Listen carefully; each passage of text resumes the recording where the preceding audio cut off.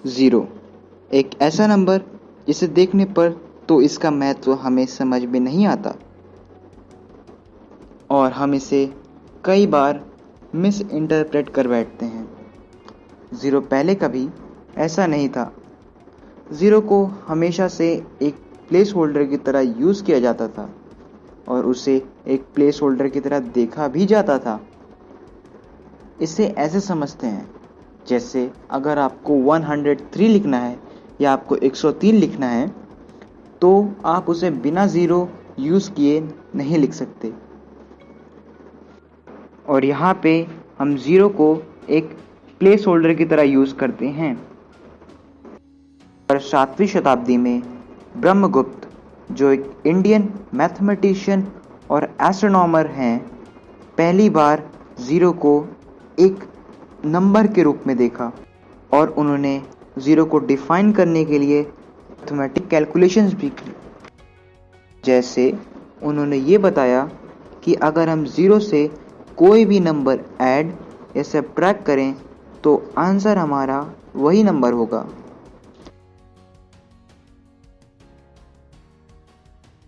जैसे कि 0 + 4 = 4 और 0 - 1 = -1।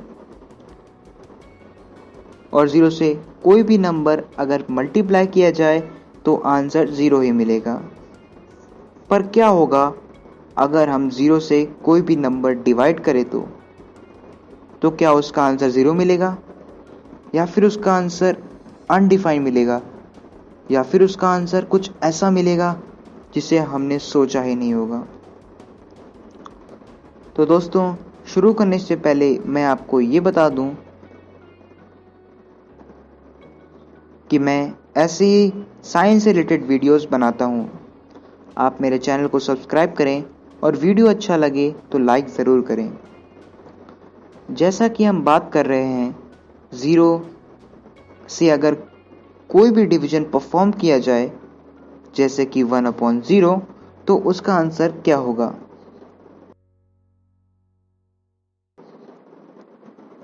अपने स्कूल्स में ये पढ़ा होगा कि 1/0 इनफाइनाइट के बराबर होता है। पहले हम कोई नंबर लेते हैं जैसे 10। अगर हम इसे किसी छोटे नंबर जैसे 2 से डिवाइड करें तो आंसर हमारा 5 मिलेगा। वैसे ही अगर हम 10 से 1 को डिवाइड करें तो आंसर आएगा 10। 10 से अगर हम हाफ को डिवाइड करें तो आंसर आएगा 20। 10 से अगर हम 1/4 को डिवाइड करें तो आंसर आएगा 40। तो इससे हम ये समझ गए हैं कि हम लोग जितना नंबर छोटा करता जाएंगे उतना ही हमारी आंसर की वैल्यू बढ़ती जाएगी।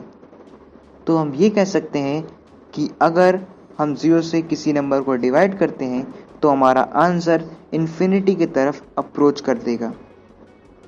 तो इससे हम ये कंक्लूड कर सकते हैं कि 1/0 का आंसर इनफाइनाइट हो सकता है। पर यहाँ पर एक प्रॉब्लम है। अगर हम 1/0 को इनफाइनाइट लिखते हैं तो 1 हमारा 0 और इनफाइनाइट के मल्टीप्लिकेशन के बराबर होगा। पर अगर हम किसी भी नंबर को 0 से मल्टीप्लाई करें तो उसका आंसर 0 होता है। तो हमने यहाँ पर क्या देखा कि 1 0 के बराबर हो गया या फिर हमने 0 को 1 के बराबर प्रूफ कर दिया। पर हम लोग कुछ नहीं को कुछ के बराबर कैसे प्रूफ कर सकते हैं।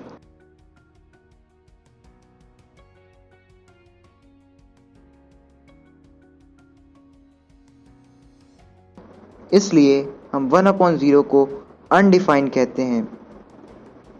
तो अगर हम 0 से डिवीजन को अलाउ कर दिया तो हमारी नंबर लाइन कोलैप्स कर जाएगी।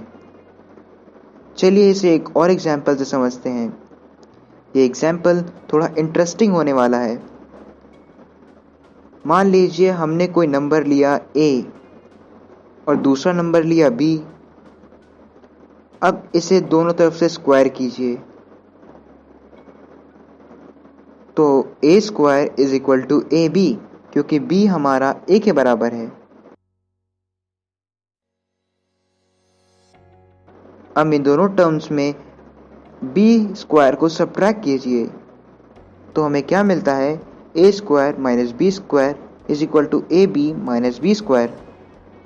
अगर आपने अलजेब्राइक आइडेंटिटीज पढ़ी होंगी तो आपको ये पता होगा कि ए स्क्वायर माइनस बी स्क्वायर का आंसर ए प्लस बी और ए माइनस बी होता है। और इधर हमने b कॉमन ले लिया तो a माइनस बी हमारा आंसर हो जाएगा। तो हम a माइनस बी को इधर मल्टीप्लाई कर देते हैं, तो हम a माइनस बी जो इधर मल्टीप्लाई हो रहा है उसे इक्वल टू के दूसरे साइड ले जाके डिवाइड में रख देते हैं। a minus B cancel out हो जाएगा और ये क्या, हमको तो 2 के बराबर 1 मिल गया।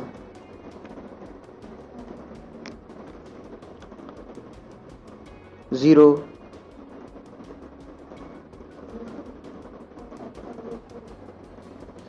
को ऐसे ही सैकड़ों और हजारों एग्जाम्पल देखने को मिलते हैं। पर ऐसा क्यों हुआ? देखिए गलती कहाँ हुई है। हमने यहाँ पे 0 से डिवीजन अलाउ कर दिया था। अगर आप यहाँ 4th लाइन में देखें तो a माइनस बी हमारा 0 है क्योंकि a b के बराबर है, और अगर हम लाइक टर्म्स को माइनस करते हैं तो हमारा आंसर 0 आता है। तो हमने यहाँ पे 0 से डिवीजन को अलाउ कर दिया था, इसलिए हमें इतने अटपटे आंसर्स मिल रहे हैं जिनका कोई सेंस ही नहीं बनता। 0 के ऐसे ही सैकड़ों और हजारों एग्जाम्पल देखने को मिलते हैं। तो चलिए ये जानते हैं कि 0/0 से डिवाइड करने पर क्या मिलेगा। क्या उसका आंसर भी अनडिफाइंड होगा?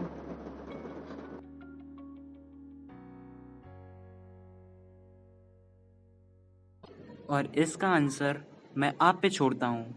आप कमेंट करके बताइए कि 0 से 0 डिवाइड करने पे क्या होता है। तो तब तक के लिए धन्यवाद।